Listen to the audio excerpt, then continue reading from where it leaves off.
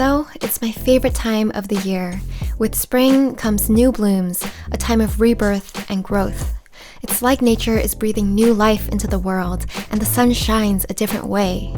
I'm inspired to flow with the seasons, and spring is the perfect time to renew yourself. As trees sprout new leaves, we too can begin anew. Like nature, we are ever changing, shedding our old skin and evolving into the next version of ourselves. The beauty of being human is our ability to bring intention to our change. We can choose how we want to change and renew ourselves. We get to envision and design it. And that's what's so exciting to me.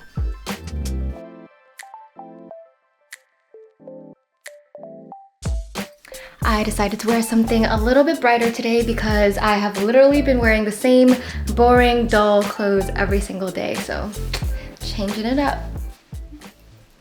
Okay guys, let's talk about how to renew yourself. It is spring, it is time to bloom again, and if you have been feeling dull, if you've just been feeling a little too comfortable, slipping back into bad habits, or maybe living on autopilot, this video is for you. I'm gonna talk about how to renew yourself, how to feel better about your life, how to feel brighter, because I don't know about you, but I've been feeling a little like meh, like dull, low energy, and I know that, I'm changing on the inside, but at the same time, I know I also have a conscious choice in like how I'm shaping this change. So I choose to bring more energy into my life by doing the things that I'm going to talk about today. So the first step to renewing yourself and finding your spark for life again is to have self-awareness. Reflect and ask yourself, how do I feel? How did I get here? Why do I feel this way? Ask yourself those deep questions and get to the core of how you're really feeling and why you think you got here. You might not like figure it out completely, but asking those questions will give you a really good start to at least know where you are. The second important thing to do is to reset your mind. I recommend meditating, and meditating is something that it's best when done consistently. So sure, it's good to meditate like once for like 10 minutes, but if you can do every single day for just 5 minutes, like that's even better than doing it all at once, because it's the consistency that makes it effective. So what meditation does is it clears your mind and it helps you center and connect with yourself again. And if you believe in God or the universe, it helps you connect with that as well, that spiritual aspect. I find that the reason why we can be so dull and unmotivated sometimes is because we're too distracted. We are too plugged into social media and the world outside of ourselves that we lose connection with our inner self. We lose touch with that inner voice. We don't know what it's telling us. We lose touch with our spirituality. And so life is just like, it feels blah. So it's so important to clear your mind from any distraction so that you can pay attention and hear the voice within. Step 3, tune in. Learn to listen and trust yourself and the signs from the universe. So learning to trust yourself is learning to just like listen and pay attention to that inner voice within, because that is your true self. That is who you really are and what you really want. And so obviously my favorite way to do that is to journal. I just brain dump everything that's on my mind onto paper until eventually I can actually like see, oh, this is how I've been feeling. Oh, this is what I really think, and this is why, and this is another reason why. Like, it's just the best way to dig deep. When I say pay attention to the universe and the world around you, I'm talking about signs and coincidences. I truly believe the universe speaks to you through signs and coincidences that just are improbable. You've all experienced it. We've all experienced seeing like things that are, like too coincidental, or maybe just repeating numbers. Anytime I see a repeating number, like I'll look it up and I'll read what the definition of that angel number. And by now I feel like I see them all the time. But I do notice that I see these signs, repeating numbers and coincidences much more when I am just in tune with the flow of life. Lately, I've been feeling dull and not really as in tune, so that's why I've noticed I don't see it as much. One thing I started to do this year was I started to list all the synchronicities and coincidences I've experienced in my life from the time where I was in Bali and I bumped into like so many people I knew without planning it, or just funny things like dreaming about my cousin and then she texts me like that morning, or like a time where I'm like, oh, I really want to hear this song next, let me go find it, and then it comes up on shuffle before I even choose the song. Like those kind of moments, you're just like, whoa, what the heck? And to me, that is the universe speaking to you, and to me, it is a sign that you are on the right path. So with all of these synchronicities, it is up to you to decide what that means. Like maybe it means nothing, right? Some of these, I don't know what it means, but then there are other times where I'm like, okay, this might mean this. Maybe it means I should call this person, right? So nobody can tell you what to do or what these synchronicities mean. So it's really up to you to define and figure it out for yourself. Ultimately, the more connected you are with your inner self and with the universe and these synchronicities, the more you are on the right path in life.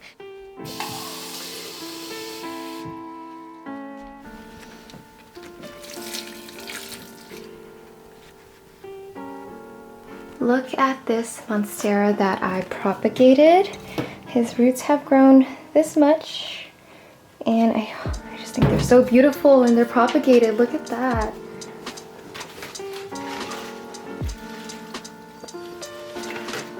You guys saw how I trimmed this guy in my last vlog. Oh, there you go.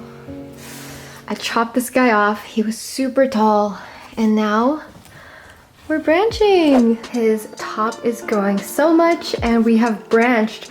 Oh my gosh, this is beautiful. Like each branch has 3 large leaves on each side, and I am so inspired by this. This is called chopping, letting it go, trusting that you'll come back bigger and better than ever. Since we're on the topic of plants, I want to share my favorite plant IG account. It's called Plant Queen, and if you're not following her already, please check her out because the energy is immaculate. Like, not only does she teach you about like taking care of plants, but her vibes are just amazing. She's thriving and her captions make you feel like thriving in life. So if you want a sense of renewal, yeah, follow that account because it just gives me life. I actually discovered Plant Queen through her Skillshare class, so I'll link that down below, but thanks to Skillshare for sponsoring today's video. So Skillshare is an online learning community with thousands of inspiring classes to help you explore new skills, deepen your passions, and get lost in creativity. If you're the type of person that loves to learn new things and expand your knowledge, Skillshare is the outlet for you. Their classes are designed for real life, so it's very actionable and there's always fun projects that you can do. So the plant class I'm talking about is called Plants at Home,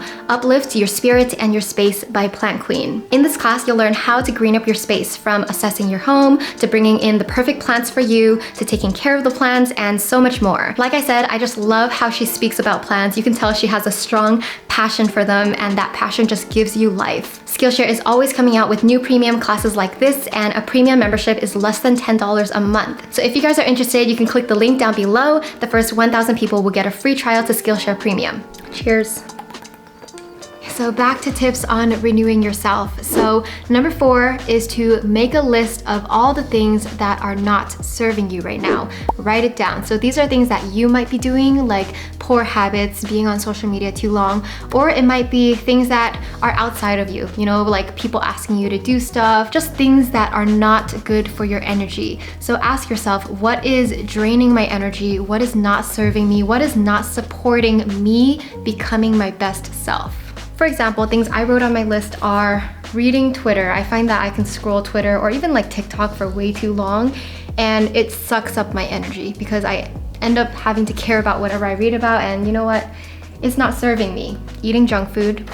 At the same time, I love my snacks, but I know that overdoing it is not serving me. So after you've written down your list of what doesn't serve you, let go of whatever you can from that list. Either cut it out or reduce it as much as you can, knowing that it is not serving your best self. So take some time to update your routines and your lifestyles, put in those blocks that make it easier to not do these things, or just learn to set better boundaries so that you're not giving too much of your energy to the things that you shouldn't be giving it to. The next exercise to do is to list out all the things that make you feel amazing. So things that always lift up your energy, things that make you feel good, things that just make you feel vibrant and alive. For example, things that I wrote on my list are yoga, meditation, singing, dancing, eating fruits, and dressing up. These are things that make me feel good about myself. Essentially, you have a list of things that you know will help you raise your vibration. So raising your vibration is just lifting up your energy,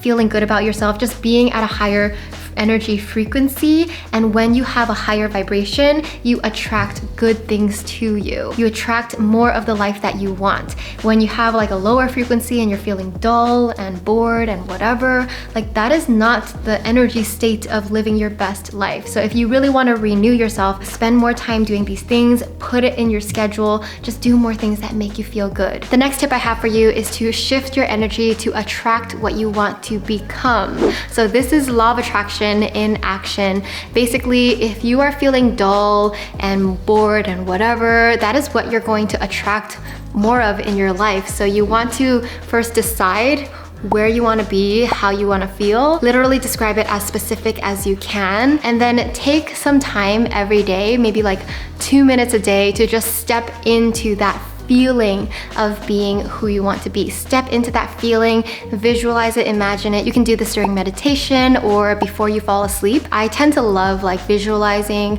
who I want to be before I fall asleep because I'm trying to fall asleep anyway. It's just might as well do that. Another method you can do if you're less of a visualizer and more of a words person is to do scripting. So scripting is just journaling, but in the present tense of you as that ideal self, you as the person that you want to be, the person who's already achieved whatever you want to achieve, the person who feels the way that you want to feel. And the key emotion to both of these exercises is gratitude. You want to feel gratitude for the way you feel, for what you have in life. Just feel gratitude for every single little detail that you can think of, because when you feel gratitude, it tricks your brain into thinking, I already have this, I'm so grateful. Basically, you want to feel grateful for everything that you already have, and when I say already have, it's grateful for the things that you want, but you phrase it in your mind as I already have this. And by doing that, you're kind of tricking your brain into believing you have it, and into believing that that gratitude is real, and thus you attract more of those things to you into your reality. And gratitude is just one of the highest frequencies. It is up there with love, and gratitude is something that is like so important if you want to live a happy life. I think having gratitude cultivates more happiness and appreciation for life, more satisfaction for life. You can have everything in the world, but if you're not grateful for it, then it is meaningless. Things become more meaningful. Life becomes more meaningful with gratitude. The last thing I want to say that is important but often overlooked is to have patience and give time for this process of renewal and transformation. Just like plants, when you look at them, you don't notice them changing. You know, if you're paying attention, they're growing really slow. But if you're not paying attention, they happen to grow very fast. And you're like, oh my God, this is different. How did it change so fast? So I think life is like that. You know, when you're paying attention to the day-to-day, like it doesn't feel like things are changing, but when you look back like a month or 2 months or even a year, you're like, okay, yeah, things have changed. I am different now. Just a reminder to trust the process. It's okay to not know all the answers. It's okay to not have everything figured out. I feel like a lot of the things I'm saying today is just advice I want to give myself, because I've been going through this like transformation changing phase, and there's a lot of uncertainty. So let's just leave it at this.